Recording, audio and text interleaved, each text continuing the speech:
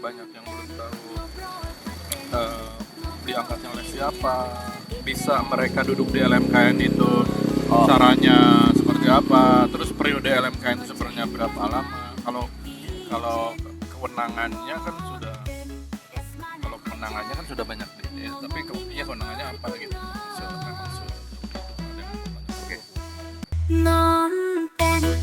Ya, jadi sambil makan ketoprak ini apa nih, Kang? Ini namanya tahu goreng. Tahu Tahu goreng. apa namanya? Toge goreng. Toge goreng. Toge goreng. Oke, kita bersama Kang Uyun yang emang udah bergelut lama di LMK ya, bukan LMKN ya, Kang ya. Bukan. Bedanya LMK sama LMKN nanti akan dijelasin sama Kang Uyun. Ini kita menanggapi soal isunya banyak sekali hak karya musik yang jadi kontroversi. Ada yang menggratiskan seniman, tapi kemudian LMKN katanya tetap menagih dan seterusnya. Ini kita akan tanya lebih jauh dengan Kang Uyun ya, yang memang udah bergelut lama di bidang itu.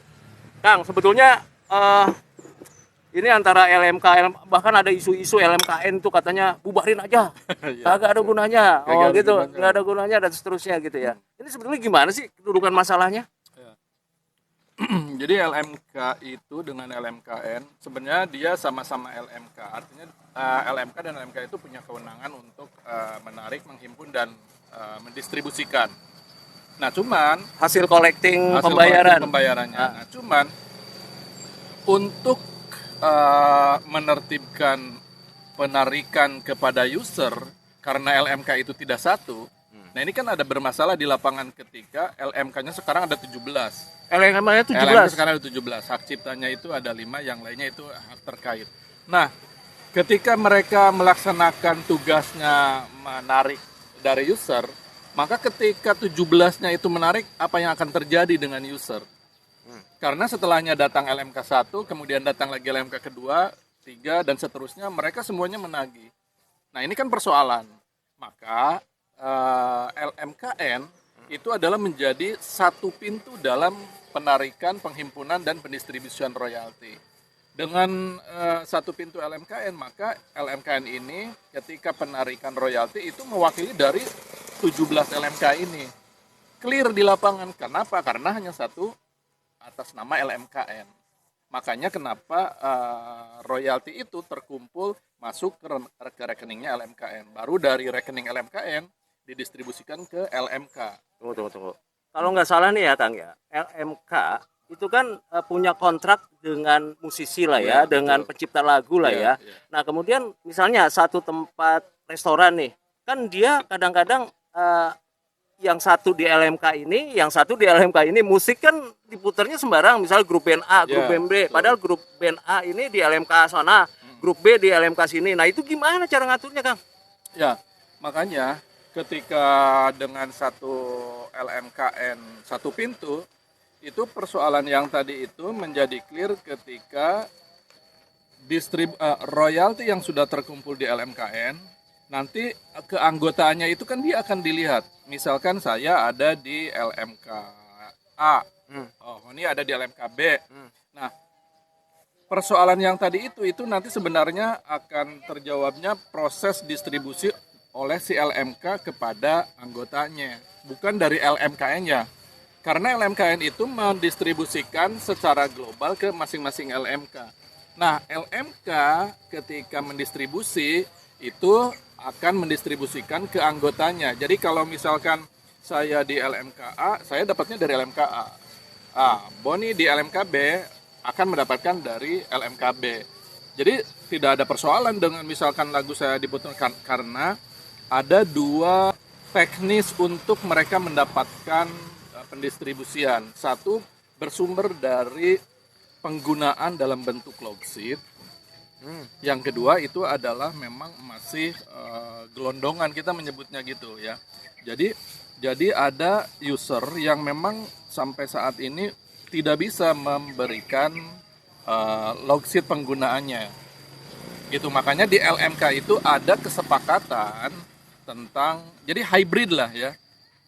Hybrid untuk pendistribusiannya itu hybrid. Hybrid itu ada yang menggunakan log sheet, ada yang tidak menggunakan log seat. Yang menggunakan log seat saat ini adalah digital. Kemudian karaoke besar itu sudah memberikan log seat. Tetapi di luar kemudian live event, konser, live event gitu, itu menggunakan log seat penggunaannya karena datanya itu dikeluarkan oleh penyelenggaranya. Orang konser itu datanya ada. Karaoke daftar lagu yang digunakan ada. Tapi ketika bicara hotel, bicara restoran, nah ini ada kesepakatan antara LMKA mendapatkan X%, LMK nah baru mereka mendistribusikannya ke anggotanya. Makanya kenapa pencipta atau hak terkait kalau ingin mendapatkan hak ekonominya dia wajib terdaftar di salah satu anggota.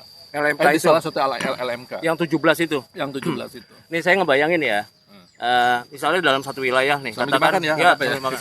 Katakan satu wilayah nih. Jakarta Selatan. Nah, kemudian ngebaginya gimana tuh? Oh, ini tugasnya LMKA untuk narikin. Oh, ini tugasnya LMKB, misalnya restoran atau hotel atau ya contohnya kalau event itu udah jelas, kalau karaoke udah jelas tadi udah ada logbooknya ya, udah ada log sheet-nya, daftar lagunya dan lain sebagainya. Nah, yang kalau restoran, kalau hotel ini udah dibagi berdasarkan konsesi yang dikeluarkan LMKN atau LMK sendiri yang oh ini tempat gue ya untuk ngambil, oh yang ini tempat gue ya atau gimana tuh Kang? Nah, di dalam pelaksanaan penarikannya itu LMKN membuat sebuah tim dengan surat keputusan dari LMKN yang namanya pelaksana harian LMKN. Pelaksana harian LMKN itu tugasnya di lapangan adalah menarik royalti.